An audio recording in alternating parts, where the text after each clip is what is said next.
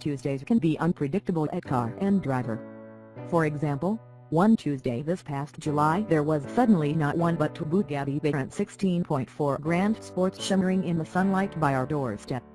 Targa roofs jettisoned, they were a glistening pair of $2,128,230 carbon fiber blisters seeping with a shady cadence. Two Grand Sports parked side by side look like the roller skates of a golem that wears a 75-foot silk Armani. With just 5 hours allotted, we grabbed the key to one Bugatti and took off, figuring we'd leave the other in reserve just in case of trouble. You never know about Tuesdays. The world's fastest production car went on sale in 2005, though just 225 or so coupes have been ordered. Eventually, Bugatti plans to make 300 Veyron coupes and 150 Grand Sport roadsters, unless the Sultan of Brunei decides to hand them out as party favors, in which case there could be more.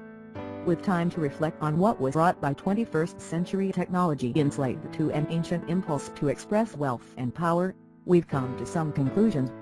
First, the Veyron can never be to the millennial generation what the Lamborghini Countach was to Gen X. The Humpty Dumpty shape simply lacks the malevolence to make a good wall poster.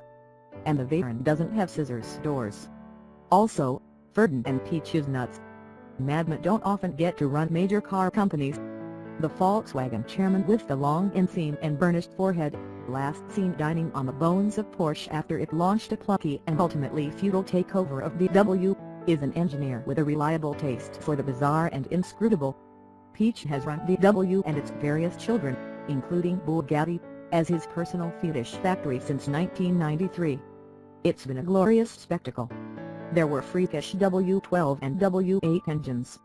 There were VW Spice on top of Autos, an Audi that outperforms and undercuts the Lamborghini, and a VW that tried to be a Mercedes.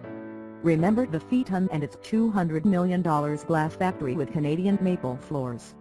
They used, in the pinstripe, put down the car company and back away slowly. Details about the Veyron Grand Sport. There is a 36-pound transparent polycarbonate roof that is removed with help from a friend. There's also a black canvas tarp with carbon fiber bows that covers the cockpit like the Nico berm patch. By twisting a glossy aluminum and carbon fiber rod that is threaded at one end, the rod probably costs more than a new Toyota Yaris. You slowly undercut the canvas like an umbrella and snap it into place, then stow the rod inside the tube in the cockpit.